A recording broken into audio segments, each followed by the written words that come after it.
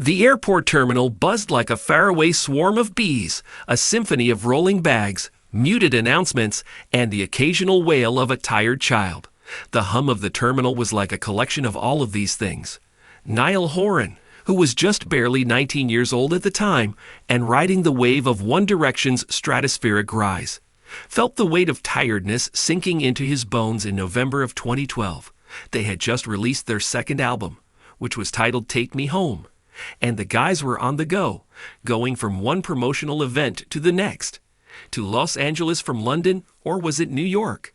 As a result of the flashing cameras and the yelling fans, the cities were indistinguishable from one another. With Niall's guitar case slung over his shoulder like it was an old buddy, he searched the packed lounge for a quiet spot where he could grab a cup of coffee and look through his phone. At that moment, he came face to face with him. It was Michael Bublé, the crooner himself, casually standing by a newsstand and flipping through a magazine with that effortless charm that made every Christmas feel like it was a fantastic occasion. There was a flutter in Niall's heartbeat. Ever since he was a young boy in Mullingar, Ireland, belting out Home in his bedroom mirror and fantasizing about being on stage and being in the spotlight, Bublé had been his main inspiration. The sound of Michael's voice was velvety, reassuring, and enduring, just like warm honey.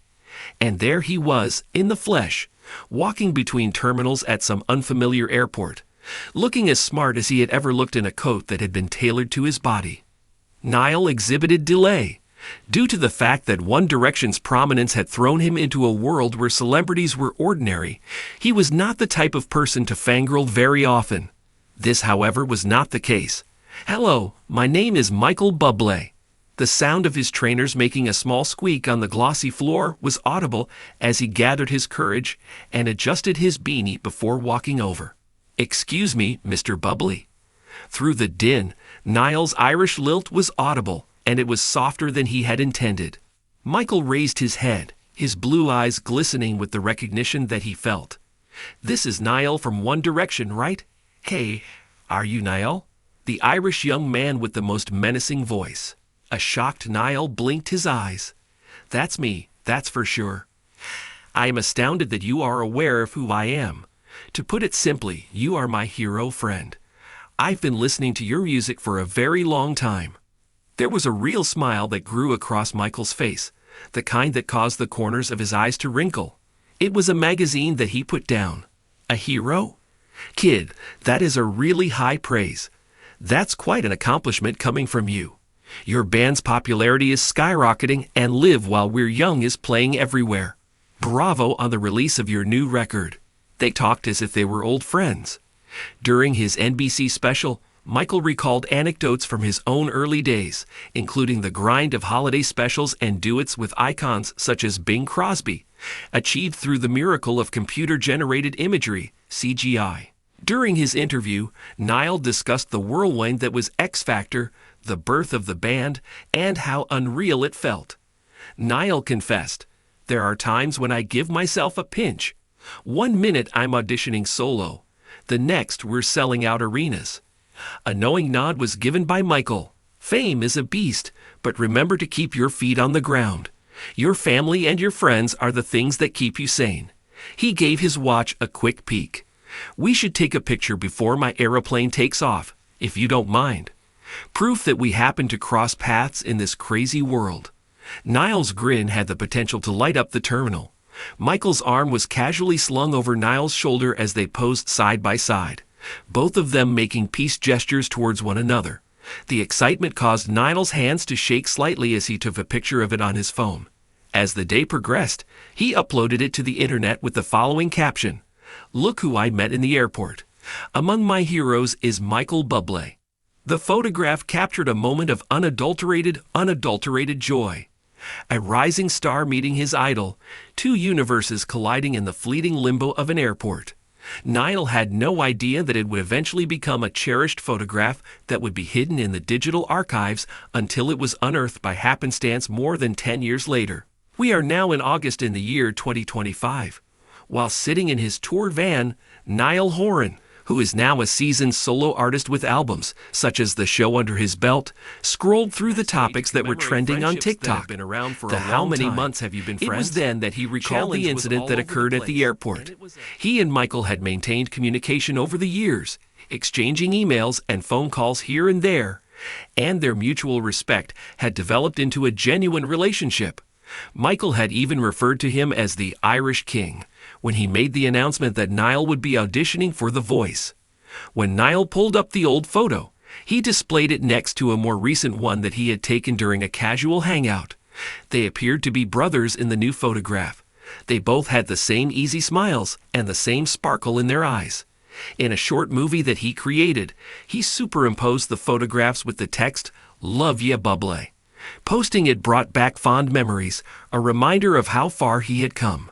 The internet saw a meteoric rise. Fans discovered the post from 2012, and they shared side-by-sides and gushed over the moment when everything came full circle. From fanboy to co-coaches was one of the many comments that went in. They looked like family. They both had that captivating shine that had been honed by years of being in the spotlight, and it was fascinating to see how much they resembled each other today. The situation was more than just viral fodder for Niall. A crucial spark had been ignited by that meeting at the airport. Michael's poise and genuineness served as a source of inspiration for him during the ups and downs of One Direction, the band's break, and his journey as a solo artist. Now, as they were getting ready for the premiere of The Voice Season 28, which will take place on September 22, 2025 on NBC, it felt poetic. There would be Michael, Snoop Dogg, and Reba McEntire sitting next to Niall, who would be returning after taking a break from his tour.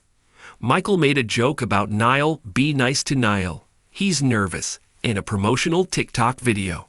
In contrast, Niall was not anxious. Rather, he was excited. Are you coaching with his hero? A dream that came true. In the midst of all of this, Niall frequently pondered the concept of serendipity. Airports were liminal areas, they were places of transition, and they were locations where unexpected pathways crossed. Such a fortuitous meeting had created the roots of friendship and mentorship between the two of them. An interview that took place in 2013 included Michael praising Niall's modesty, saying, "He's a nice child. We have a lot of conversations. The fact that young men like that are able to achieve success and not be dickheads is a pleasing sight. His family is a testament to him."